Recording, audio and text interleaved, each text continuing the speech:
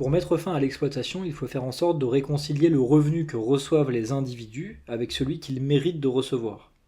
De plus, nous avons vu que le revenu mérité par chacun est équivalent à son travail utile, auquel il faut ajouter la plus-value économique qu'il mérite, à savoir une part de la plus-value proportionnelle à son travail utile, justement. Or, selon la théorie néoclassique, le marché libre conduit à accorder aux individus un revenu équivalent d'une part à l'utilité marginale qu'ils ont provoquée et d'autre part au travail marginal.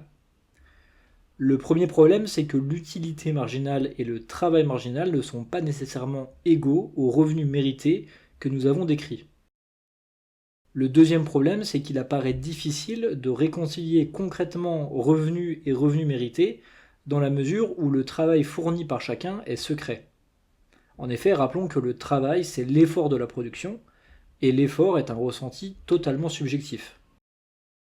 Le point positif, c'est que ce ressenti peut parfois se traduire par des actions concrètes, ce qui peut permettre de rendre le travail quasiment observable. Prenons l'exemple d'un boulanger qui ressent un effort équivalent à 1 euro pour produire une baguette de pain. Il va donc continuer à produire des baguettes tant qu'il peut les vendre au-dessus d'1 euro, ou plus précisément tant que la vente de la baguette lui rapportera personnellement 1 euro ou plus. C'est plus précis de dire ça puisqu'il faut enlever normalement les prélèvements obligatoires que le boulanger est susceptible de payer sur le prix de la baguette vendue. Par conséquent, même s'il peut exister des coûts d'opportunité, il est plutôt correct d'affirmer que si le boulanger cesse de produire suite à une baisse de son revenu, c'est que le travail qu'il fournit a dépassé l'utilité qu'il peut espérer en retirer. Dans notre exemple, si cet arrêt survient lorsque son revenu par baguette passe sous les 1 euro, cela confirmerait bien que son travail fourni était d'environ 1 euro. En tout cas, cela montre bien que même si l'effort est normalement subjectif et secret, il est possible de le connaître en observant les comportements individuels. C'est pour cette raison que nous proposons de mettre en place un prélèvement obligatoire sur le revenu dont le taux et la progressivité seront fonction des effets produits. L'idée, c'est de maximiser les recettes jusqu'à ce que les effets désincitatifs se ressentent. Autrement dit, il s'agit dans l'idéal de prélever la totalité de la plus-value économique. Par contre, il ne s'agit évidemment pas de se limiter à ça, puisque ensuite chacun doit recevoir sa plus-value méritée justement. C'est pour cela que la plus-value économique ainsi prélevée sera alors restituée. En d'autres termes, nous proposons une cotisation sur le revenu plutôt qu'un impôt sur le revenu. Il ne s'agit pas de se servir des recettes fiscales générées pour financer des services publics, mais de les restituer à chacun en proportion de son travail utile. Et les revenus d'activité disponibles seront une bonne approximation du travail utile, puisque si le prélèvement de la cotisation sur le revenu prélève la totalité de la plus-value économique comme prévu, cela reviendrait à dire que les revenus d'activité disponibles seraient égaux au travail fourni et plus particulièrement au travail utile, puisque dans un marché libre, l'utilité des marchandises est très souvent assurée. Sur ce point, rappelons que les revenus d'activité disponibles sont l'ensemble des revenus issus de l'activité professionnelle de l'individu, après avoir retiré tous les prélèvements obligatoires, et notamment dans notre cas, le prélèvement de la cotisation sur le revenu. Revenons sur le prélèvement en lui-même pour expliquer la forme qu'il pourrait prendre concrètement. Tout d'abord, il apparaîtrait complètement irréaliste de vouloir adapter le taux de prélèvement de la cotisation sur le revenu à chaque individu. Pour cela, il faudrait pour chacun essayer différents taux de prélèvement et observer les réactions comportementales pour trouver le taux qui maximise les recettes fiscales sans pour autant le décourager, etc. Donc ça serait une usine à gaz, et même si en théorie c'est peut-être valable, en pratique on sent bien que c'est ni réaliste ni possible. On doit donc renoncer à cette première option. La deuxième option serait de spécialiser le prélèvement au niveau des groupes sociaux plutôt qu'au niveau individuel.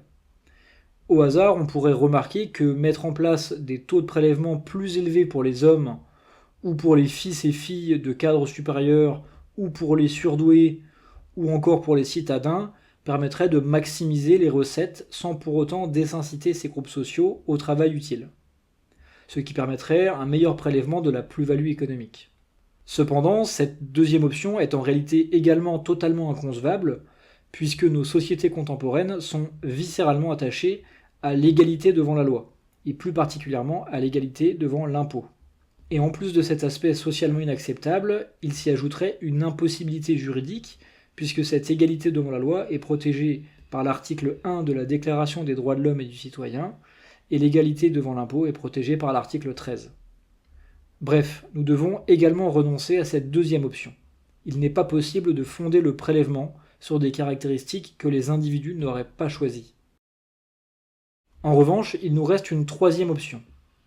Il serait possible de fonder le prélèvement sur des caractéristiques que les individus peuvent choisir. Par exemple, il serait possible d'adapter le prélèvement à la profession de l'individu et à son temps de travail, puisque dans une économie libéralisée, les individus choisissent leur profession, choisissent de travailler à temps plein, à temps partiel ou de faire des heures supplémentaires. C'est donc cette troisième option que nous allons retenir, puisqu'elle respecterait l'égalité devant la loi et l'égalité devant l'impôt, et d'autre part, elle permettrait de maximiser le prélèvement de la plus-value économique, sans pour autant décourager les travailleurs grâce à une meilleure spécialisation du prélèvement, surtout si on compare à l'impôt sur le revenu actuel qui ne prend en compte ni la profession ni le temps de travail. Après la restitution, on se retrouverait dans une situation où chacun aurait un revenu proche de son revenu mérité. Au final, les incitations au travail seraient décuplées et la plus-value économique serait maximisée à long terme. Résumons tout ce que nous venons de dire à propos de la cotisation sur le revenu que nous proposons. C'est un prélèvement obligatoire sur le revenu dont les recettes sont restituées à chacun en proportion de ses revenus d'activité disponibles, qui seront dans ce cas une approximation du travail utile fourni. Contrairement à l'impôt sur le revenu, nous ne serions plus freinés par l'arbitrage entre égalité et efficacité, puisque la cotisation sur le revenu est entièrement dirigée vers l'efficacité.